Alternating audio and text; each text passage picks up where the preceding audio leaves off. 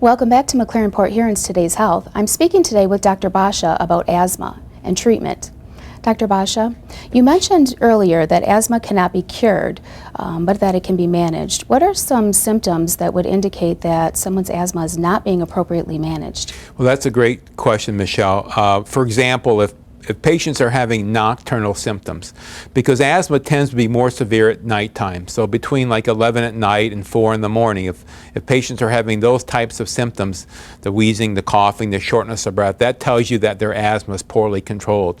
Another clue is if they're missing a lot of work days or school days, because that just tells you that their asthma is poorly controlled. And then another big thing would be, and this is especially so in kids, if they're not able to sort of keep up with their peers when they're doing gym class or something like that, that might suggest that they have what we call exercise-induced asthma, and the exercise is causing their asthma to become more active, and therefore they can't sort of run or jump or do whatever the other kids are doing in school.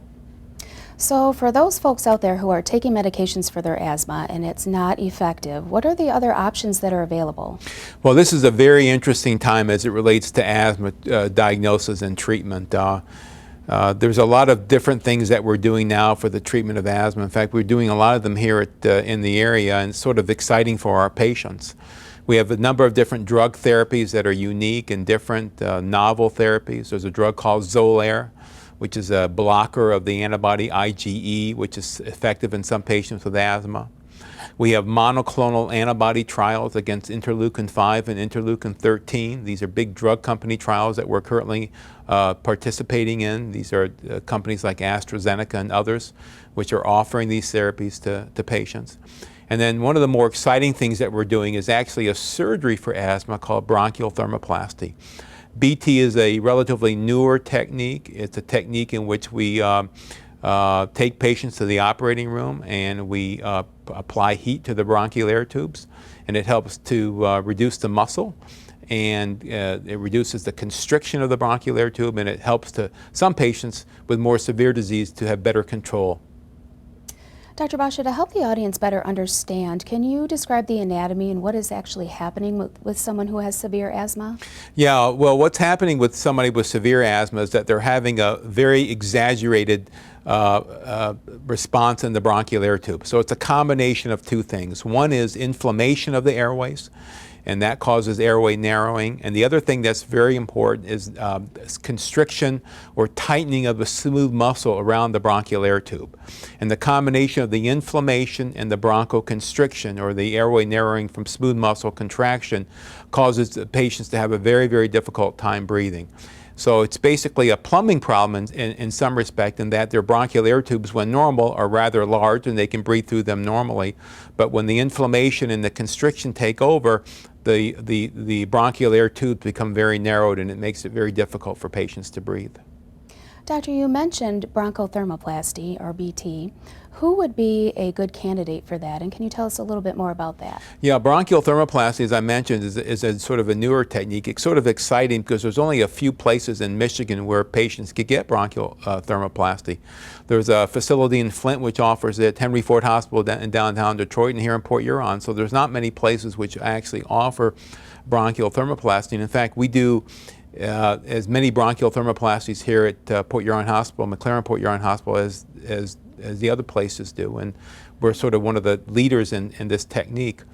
The patients who most benefit from bronchial thermoplasty are those patients who have severe persistent asthma. So these are patients who are on all the usual medications, and despite that, they're still having frequent flare-ups or exacerbations of their asthma. They're typically in the emergency room a lot. They are admitted to the hospital frequently. They take very powerful anti-inflammatory drugs like steroids, which can have some side effects. And these are patients who are poorly controlled despite the fact they're on all the usual medications. How does this procedure help to relieve the symptoms of asthma?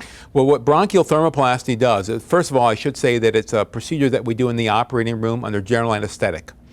And we do the patient in 3 different sessions.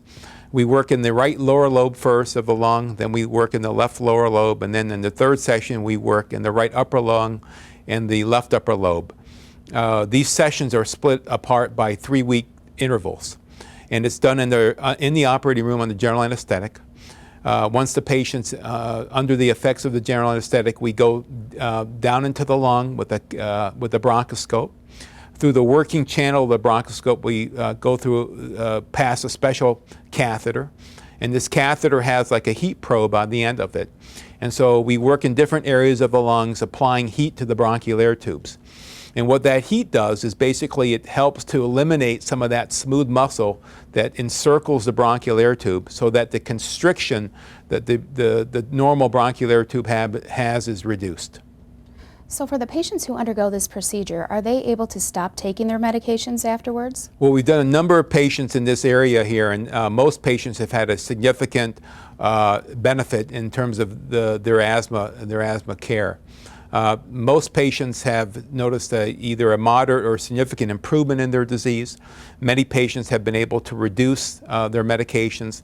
Not every patient has been able to stop their medications, but patients will report the fact that they have less flare-ups, less exacerbations, less trips to the emergency room, less admissions to the hospital, less missed days of work or school, and they tend to require those powerful steroids much less frequently when they've had bronchial thermoplasty. That's wonderful.